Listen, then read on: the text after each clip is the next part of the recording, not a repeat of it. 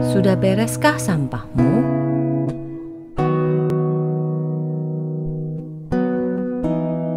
Suatu hari, ketika saya sedang bersepeda, saya melihat ada truk sampah yang sedang mengangkut sampah-sampah dari rumah ke rumah. Sekilas, saya perhatikan mereka. Pemandangan yang hampir setiap hari saya lihat dan terlihat biasa saja. Tiba-tiba muncul di pikiran saya, kok mereka mau ya bekerja seperti itu? Pekerjaan yang kotor, bau, rawan terjangkit penyakit karena banyak kuman. Kenapa mereka nggak bekerja sebagai tukang bangunan, tukang sapu jalanan, tukang taman, atau yang lainnya? Setidaknya mereka nggak perlu berurusan dengan sampah yang kotor dan penuh kuman itu. Seketika itu muncul perasaan kagum tentang apa yang mereka lakukan. Luar biasa ya mereka ini, para tukang sampah-sampah itu. Mereka itu termasuk salah satu orang yang berjasa memberikan kepada saya lingkungan perumahan yang bersih dan asri.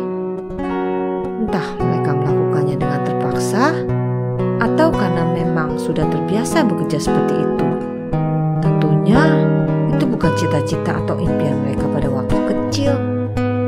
Bahkan mungkin mereka juga tidak ingin anak-anak mereka suatu saat menjadi pengangkut sampah. Mereka bekerja giat dan berusaha keras supaya bisa menyekolahkan anak-anaknya sampai lulus, sehingga mendapat pekerjaan yang baik dan tidak menjadi pengangkut sampah. Ya, begitulah imajinasi yang ada di pikiran saya sambil saya mengayuh sepeda. Kemudian saya berpikir, bagaimana dengan sampah di dalam diri saya? Sudahkah saya buang dengan benar dan bersih? Seperti sampah, adanya dosa, pikiran, perbuatan, hati, dan perasaan manusia menjadi kotor. Manusia tidak berdaya untuk membersihkan dirinya sendiri dari belenggu dosa. Yang meskipun kita berusaha untuk membersihkan dengan berbagai cara, tidak akan dapat menjadikan kita bersih dan kudus.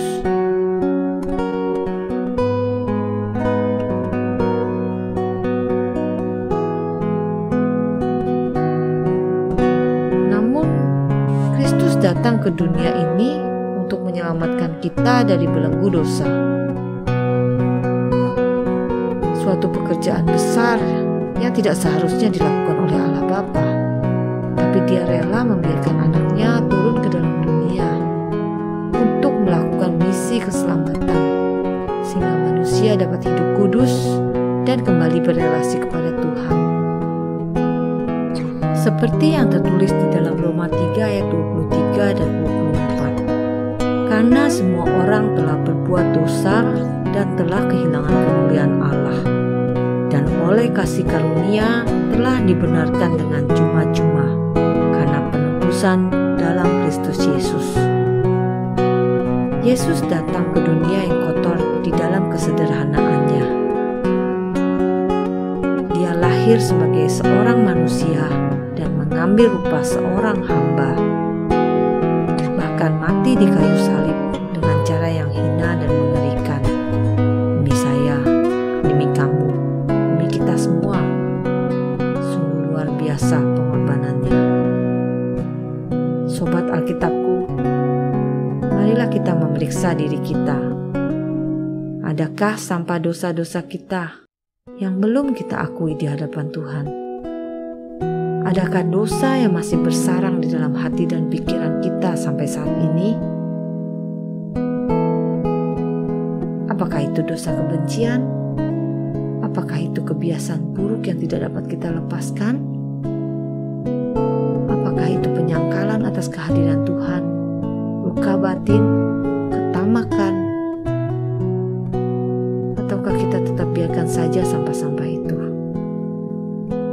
Mungkin kita berpikir, terlalu kotor sampah itu, terlalu banyak, terlalu hina untuk dibersihkan, dan sudah takdir saya untuk menyimpan sampah-sampah itu. Percayalah sobat, tidak ada sampah yang terlalu kotor yang tidak dapat Dia bereskan. Tuhan ingin mengangkat kita dari lumpur sampah dosa kita. Tuhan sanggup mengangkat dosa-dosa kita. Dia sanggup memulihkan luka kita, dan Dia sanggup menyembuhkan sakit penyakit kita,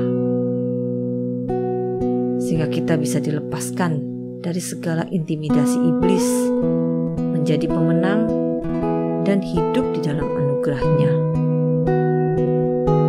Di dalam 1 Petrus 2 ayat 24-25, Ia sendiri telah memikul dosa kita di dalam tubuh-Nya di kayu salib, supaya kita yang telah mati terhadap dosa hidup untuk kebenaran.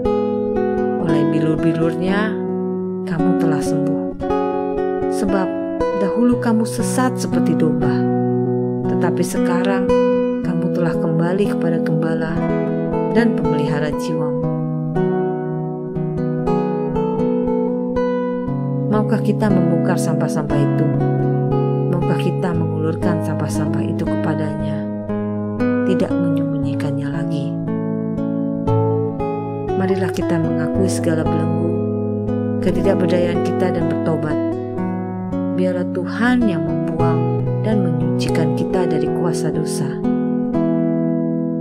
Dan di dalam perjalanan bersama Tuhan, biarlah kita mengalami pemeliharaannya, kebaikannya, menikmati proses pembentukan hari lepas hari melalui firman, doa, dan persekutuan di dalamnya.